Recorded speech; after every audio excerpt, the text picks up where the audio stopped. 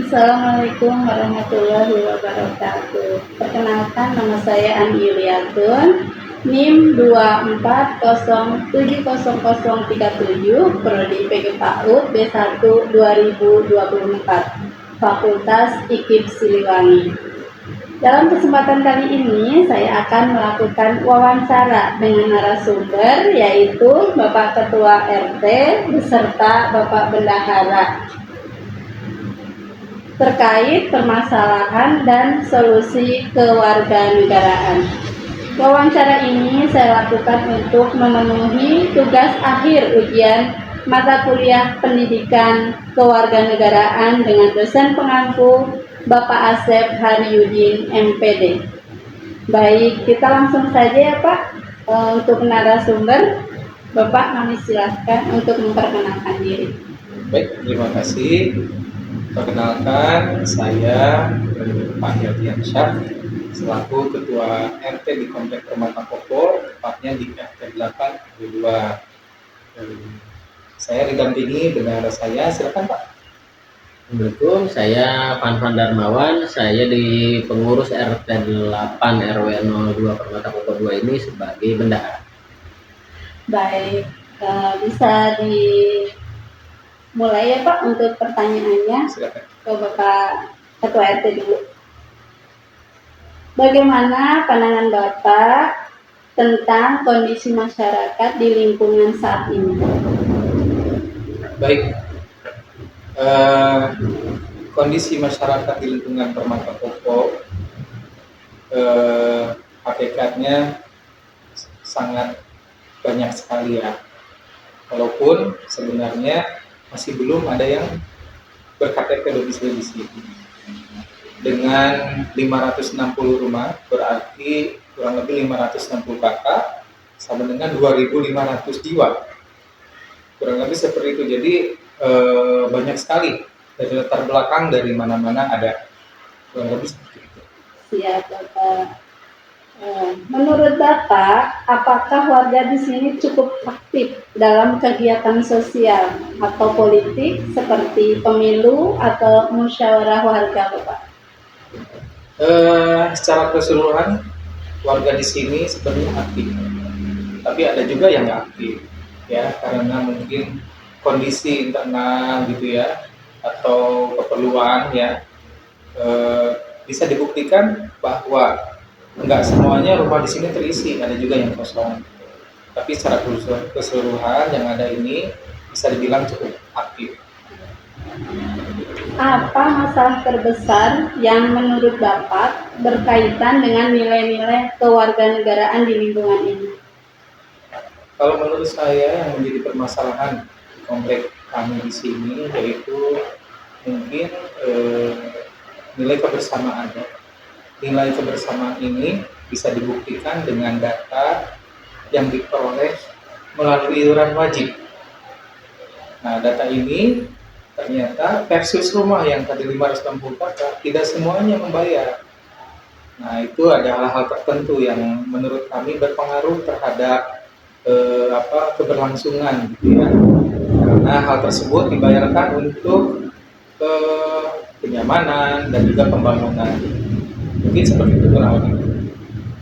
Mungkin Bapak Bendahara bisa menambahkan. Bisa dijelaskan kalau mengenai rincian untuk pembayaran iuran tersebut, saya bisa dibantu untuk dijelaskan. Kapan Pak? Silakan Pak. Jadi salah satu bentuk kewajiban warga di sini kan adalah iuran bulanan untuk keberlangsungan kegiatan kewargaan kita ya. Kita kan harus ada petugas keamanan yang bertugas. Satu komplek ini ada 8 petugas keamanan, ada 2 petugas kebersihan dan fasilitas-fasilitas yang harus dirawat. Sama seperti warga negara lainnya dalam skala yang besar. Kalau skala yang besar kita membayar pajak misalnya, kalau di skala kecil kita di sini membayar iuran bulanan. Nah itu dengan satu dan dua hal ya, mungkin karena jarang di rumah atau kurangnya komunikasi dengan pengurus, jadi itu ada sedikit berkendala lah gitu ya. secara memang prosentasenya tidak besar, tapi ya terjadi namanya juga sebagai masyarakat pasti beda-beda. Ya, Kembali ke Bapak RT, apakah masyarakat di sini memahami hak dan kewajibannya sebagai warga negara? Bisa diberi contoh di sini, Pak? Berkaitan dengan tadi yang dijelaskan untuk hak dan kewajiban ya, itu kan pembayaran iuran wajib juga itu adalah kewajibannya. Nah, kalau hak berkaitan dengan hak dan kewajiban untuk antisipasi seperti itu, ya alhamdulillah kami mewadahinya dengan berbagai kegiatan dan alhamdulillah sudah dibuktikan. Contoh ya, kebersamaan tetap ada. Dikala kita membutuhkan ekstra untuk penggalangan dana, misalnya perbaikan jalan, itu kan memerlukan dana yang besar dan cepat ya, harus ada terkumpul maksudnya gitu. Nah, di situ ya alhamdulillah dengan kebersamaan ya bisa terlaksana dengan baik, kurang lebih seperti itu. Nah, di sini apa dampak dari permasalahan tersebut, Pak, terhadap kehidupan masyarakat sehari-hari?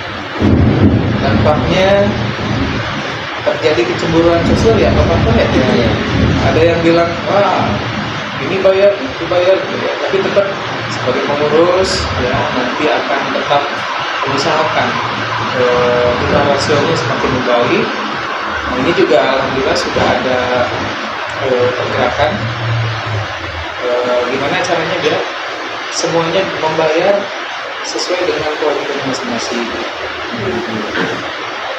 Kalau dampak mungkin ada tambahannya, karena kalau kita bilang yang wajib gitu tadi bulanan, tapi yang sunnahnya kan bisa berupa donasi gitu, karena warga kita berbeda, tentu skala ekonomi di satu lingkungan kan berbeda-beda. Jadi setiap ada kegiatan, tadi berbicara tentang kegiatan sosial misalnya, ada warga yang memberikan kepada lingkungannya lebih daripada warga yang lain karena beliau mampu misalnya.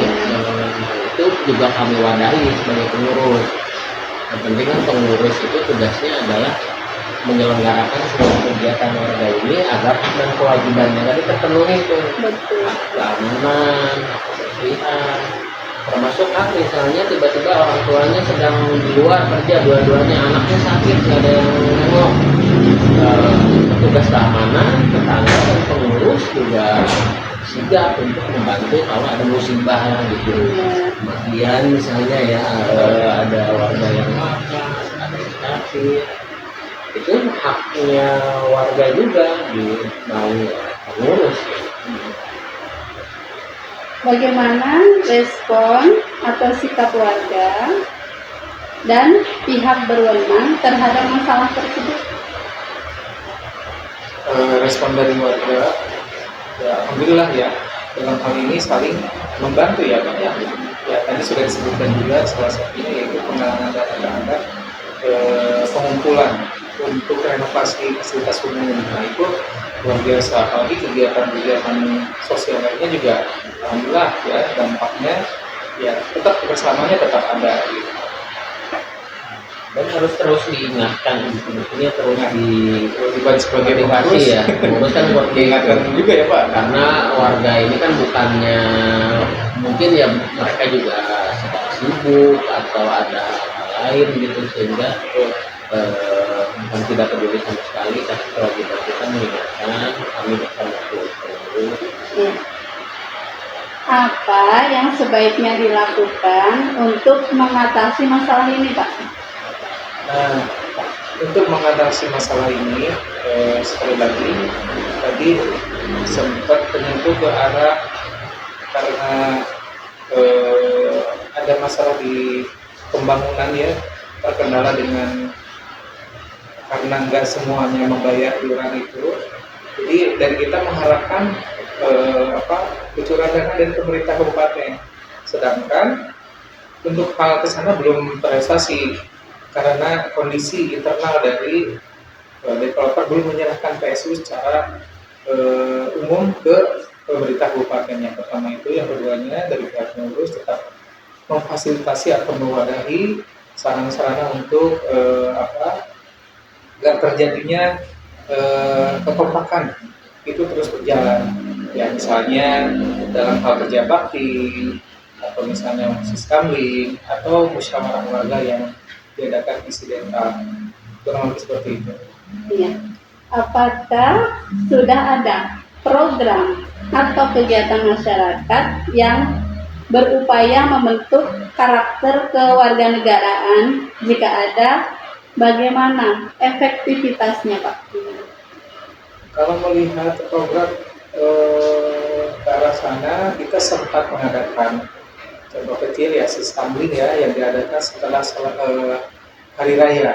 Itu antisipasi untuk benar-benar menjaga keamanan ya, karena warga mayoritas mudik.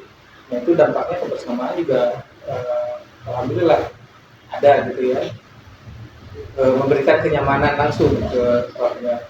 Nah untuk kerja bakti juga saya melihat situasi kondisi dulu.